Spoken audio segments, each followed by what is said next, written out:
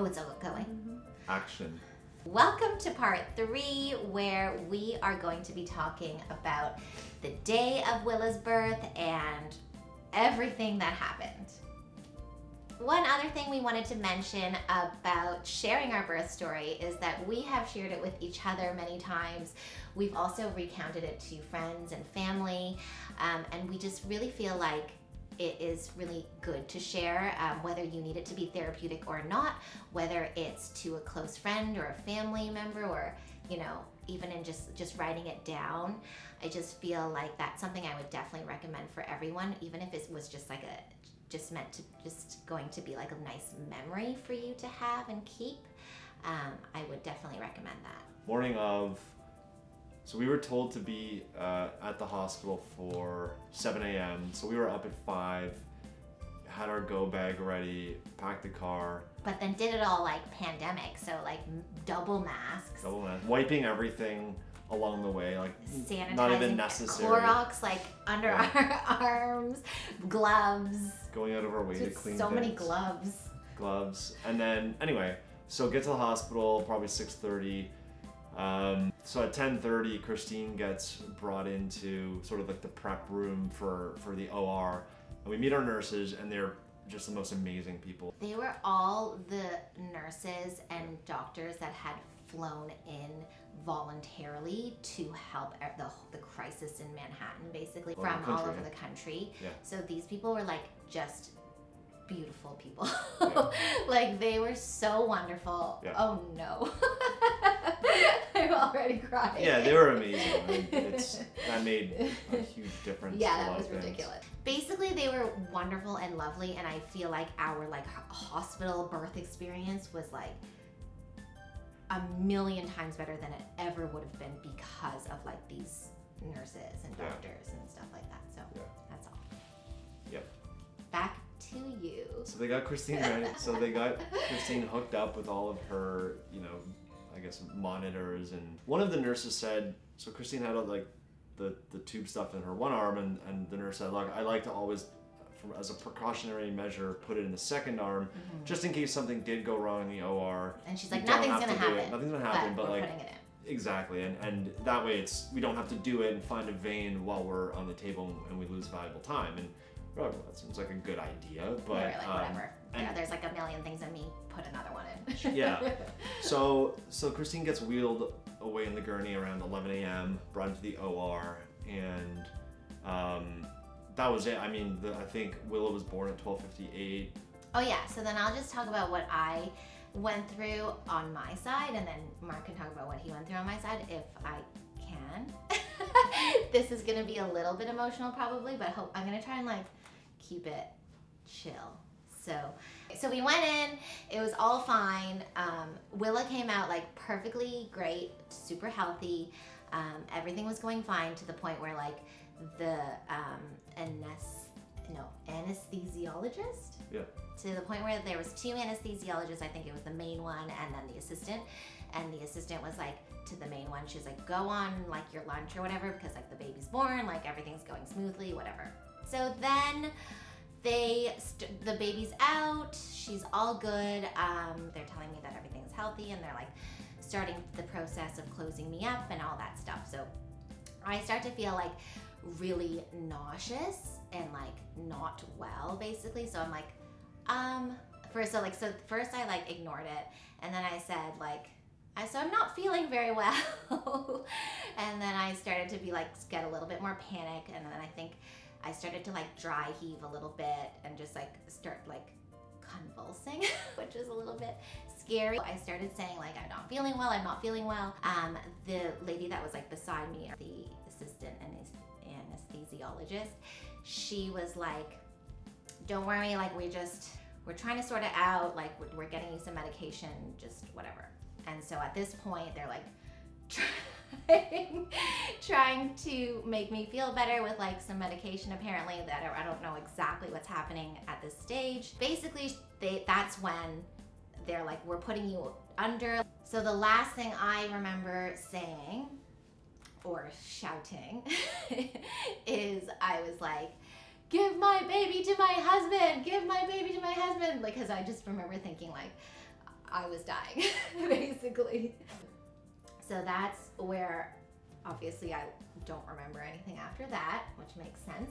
I'll pick up where sort of in the middle of the story that you just told. So on the outside of the OR, and keep in mind Christine's by herself in this room, having never done this before, completely alone, and I'm sitting in the OR, maybe like 50 feet away. And we're the only patients. I didn't say this. We're the only patients in Metropolitan. It was amazing. Oh yeah, it was very like a nice. It was nice. Private experience. Probably the one negative about that is when the emergency happened with Christine, I knew exactly who the emergency was with. I don't know much about medicine or anything, but I know a few words that you don't want to hear, and a couple of those were emergency paging over the hospital, emergency hemorrhage kit to OR, emergency hemorrhage kit to OR immediately, and in a very panicked tone from whoever was making that page. That's great. And people running back and forth, and I hadn't gotten Willa yet, so I was sitting in the room by myself, freaking out. I ran through like the double doors to go to the back to try to peek in the window to see what was going on, and one of the very lovely nurses was like, "Wait," she's like, "Get out of here! You cannot be back here." I think she was doing that because it had someone else seen, they probably would have kicked me out of the hospital. Yeah. Went back, sat in the OR, have no idea what's going on. You know, maybe 5 minutes after that, someone brings Willa to me, and gives her to me, and I said, like, "Is Christine okay? Is she okay?" And nothing. They were not very reassuring. They were not reassuring. They didn't reassure me at all. I don't think they're supposed to. I don't think they knew. Yeah, because they can't be like, "Oh, everything's gonna be okay." She's great. She's just having then, a laugh. Yeah. No. That's so, true. That's true. Because you weren't okay, and so. But you got to do skin to skin with Willa, skin to skin, which is nice, but not it was nice not for you nice at the at the time. moment. No. And then 15 minutes, maybe 20 minutes after that, one of the doctors who I hadn't even met before, one of the doctors who got called in as like an emergency person, came out. So she said that Christine's lost half of her blood, that she is going to be fine, but it did not go well. But that's fine. Oh my God, I didn't know that. That's all. I'm like, but she's alive. Yes, she is alive. Can you not have told me that like 20 minutes ago? So basically what happened was everything went smoothly. Willa came out. She was healthy, great, fantastic. But then what happened was my placenta was like stuck to my uterus, and what they ended up, and apparently this does happen, so what they have to do, who knew, right? Who knew that something like that happened? Anyways, so they had to the way that the doctors described it was they had to gently tease it off of my uterus, but obviously, you're kind of ripping it out basically. And then after that, once they got the placenta out, but then what's meant to happen is the uterus is meant to close in on itself to stop the bleeding basically, but the uterus wasn't closing in on itself. This is when I was starting to not feel so great. Basically, they were trying to give me some medicine. Medicine. To so that the uterus would close in on itself and stop itself bleeding. Thankfully, my OB, he practiced or studied under this person who knew. Kind of invented this method, right? Is that what he said? Yeah. We're obviously not doctors. We have really no real idea what, but the way that my OB explained it is that he knew of this method where basically you just tie a cord around the uterus yank it shut, yank it shut on itself, so then the bleeding ends up stopping, which is, we're so grateful that he knew this and he did this, because if he didn't do that, the next step would just be to take the uterus out. And what is it, a hysterectomy? So I wouldn't be sitting here pregnant, basically. We would just have the one sweet, lovely, wonderful baby that we have. Yeah, but he did that. Yeah, so that was amazing. Yeah, so then they were able to obviously close it. close it shut, close me up or whatever, everything was okay. But the thing that I get the most emotional about, but I think I'm gonna be okay saying it, is thinking about, oh no, clearly not. Just thinking about Mark, with Willa, we had to wait for like 3 hours or something. Was it 3 hours? Yeah, it was the longest Like 3 hours. crazy. And so that's always what gets me like very emotional. But obviously everyone is here. Okay. Yeah, exactly. We saw Christine. So they rolled Christine out 3 hours later. Oh yeah, she's this stable. is pretty jokes. And so basically, we didn't say this, but they put her under general anesthetics. They intubated her. Once she woke up, they kept her in the OR for about 10 minutes, let her sort of slowly come back to, because that can be emotional as well. Once she was a little bit more normal, still not normal, they wheeled her out and they made me and Willa hide in the recovery room, because they're like, if she sees you now with a new baby, she could just lose her mind and get super emotional, and that would not be good for the scar, it would not be good for her, anything. Anyway, they wanted it like to be as like gentle of a yeah, like as possible, exactly. I guess. Yeah. So they wheel out Christine, and Christine's coming back. She sent like I did not recognize her voice because she had just been intubated, but I just heard this like croaking. Yeah, her like croaking. Where's my baby? Where's my baby? Which was like really sweet. And then I was a little bit like, you never know what someone's gonna say in that situation. But Christine's going around saying, I love you all so much. I want to buy you donuts. Oh yeah. I'm gonna send you all donuts. I'm like, I talked donuts. about donuts quite a bit. She thought everybody. She guaranteed boxes and boxes of donuts. Which I delivered.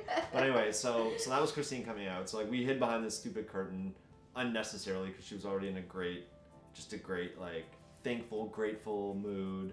And then she saw Willa and me, and she was just happy, and we did skin to skin. And you know, at that point, it was probably 4:30 or so, or 4:30 in the afternoon. And oh my God, our poor families had not heard a they had been single calling me thing. and messaging me, and I had no update, and I didn't want to. Given Christine, like she was alive, but I can't message my family. All good, Christine is alive. Like, what kind of an update is that? So because of the pandemic, the rules at Metropolitan Hospital were that partners had to go home after 9 p.m. So I was with this baby by myself. I'm like calling the nurse, like, I don't like calling nurses, I just me as a person, but I like could not stop being like, I need my husband. Like, I need my husband. Anyways, and then like in the middle of the night, I think it was like the first night in postpartum without Mark, with the baby, I like was on my phone and I saw like Andrew Cuomo finally like signs this thing that, you know, you have to let partners, and I guess they had finally realized how inhumane it is. Anyway, so I remember like calling the nurse again and being like, Andrew Cuomo just like signed a thing. It was one of these petitions, remember? Yeah, that we were like trying to send around everywhere. But anyway, so she was like, all right, like he can come at like 6 instead of 9 or something. Something like that. That was it. But like I think you were like sleeping and like had to prep things anyway. I got up at 4 the next day. Yeah. I felt so guilty because But I like remember texting Mark knowing that he was sleeping, being like, come now, please now, please. But I think what we'd said when I left the night before, first of all, I stayed past 9 p.m. and like hid, and then a male nurse came around and like ejected me. That's true. Yeah. He was like, you really have to go. They were very nice about it though. They were like, they were very much like, please go. Yeah, we kept being like, they'll forget. And then, so what we said is, okay, I'll be back here at 6 o'clock on the dot. I'll be here at 5:59 waiting until 6 hits. And so I was up at 4 anyway to like make teas and get everything ready for you. Yeah, or whatever the timings were. We don't know. Yeah. I forget what the timings were. It was that. But I remember being like, come earlier, please. Oh, little Lucy. Okay. Postpartum, obviously that begins, you know, the second you have the baby, and there's a lot of parts of postpartum that you went through. Oh my gosh, that we went through, all of us. But I guess focusing on, you know, we got you home from the hospital the next day. Right? Oh yeah, because we were like, can we leave? Yeah. They were like, we don't recommend it. Your recovery is going to be way worse than a regular C-section. But they said it's up to you. But it's up to us. Yeah, no, but they're like, we wouldn't recommend it though. You should usually be staying a lot longer. But we were like, it's the pandemic, get us out of here. It's very scary here. So got Christine home. She could barely walk. We had you home by, I think it was around 2 p.m. the following day. Got you into bed, you were swollen, you could barely move, the drive home was rough, we had this new baby, but that's really when you were 160 pounds of like swollen fluid, body had retained all this fluid. I was like a balloon. You was so you didn't funny. have wrinkles. Her knuckles didn't have wrinkles. That's what it was. That was the situation.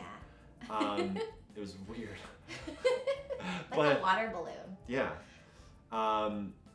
But then obviously a week goes by and you're in a very improved position. A week goes by after that and you're in a better position. You're obviously taking a ton of drugs and painkillers and medications. But and we did as much as we could of the first 40 days that we had a lot of prepped that. for, and our doula was dropping off meals. And then every day that went by, you got better and better until, the original plan that I think we had set forward. By the time 4 weeks post-birth arrived, we were back on that plan, right? We started very well prepared. We got to the right endpoint 4 weeks later. The but journey instead of like in between that, was definitely not what we expected.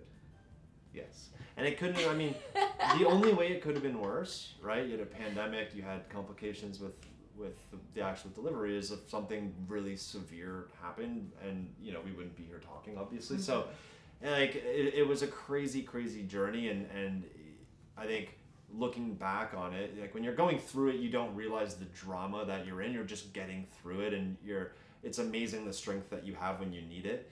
And I would say that, it probably has made us stronger as individuals, as a couple. Obviously, the bond that we have with Willa, I think, is stronger. So there's a lot of silver linings and positives that come out of all this stuff. And like, it didn't need to go to plan, and there's a lot of upside that it didn't. And I think, shortly after the birth, we were right where we thought we would be. So a bit of drama along the way, but I'd say it's bit of drama. Not the worst thing that's ever happened. I would say being prepared. My big takeaway is, be prepared, have a plan, but try to not be anxious about things going according to plan. Just understand that there's a plan, and then there's going to be like the deviations around that plan, which is actually going to be what happens. And for me, going into our next into the birth of our son, I think what I'm going to accept is that there's just so much uncertainty, and there's so many things you'll never know until after the fact, but you have that innate strength that you'll get through whatever life throws at you. And that's part of being a parent. What a great way to start your life as a parent, is to be thrown a bunch of curveballs and navigate it. We did say that a lot at the beginning, where like we were super smug and about how prepared we are, but like what a perfect way to be like, oh yeah, you think you're prepared? Yeah. Like, no, you're never prepared. Yeah. But exactly. Like in the, hopefully the best way possible. We're so lucky with like how everything happened. We're so lucky with our baby. We're so lucky with each other. Yeah. And this little guy. So that's it. I would say I'm generally an anxious person, and this is one area I think for the next kid where I have much lower anxiety levels now, because I just know how crazy it can get and how fine it will be. Aw, thanks for doing this with me. Mark's debut. It's harder than it seems. So that concludes pretty much our whole birth story with Willa. There's so many things. I think there's a million little anecdotes and stories that we could have put in there, but then we would just literally be here for years. Not years, many more hours. Lots of minutes, for sure. Anyways, thank you so much for watching our birth story. We are excited for this next birth story, and we hope you enjoyed, and we hope you found some helpful things, or just it was interesting to you. We'd love to hear from you. Remember to like and share and subscribe and comment. We are going to go now. I don't know. Bye. Oh my goodness. Oh yeah. Oh my goodness. Wow, that's too cute.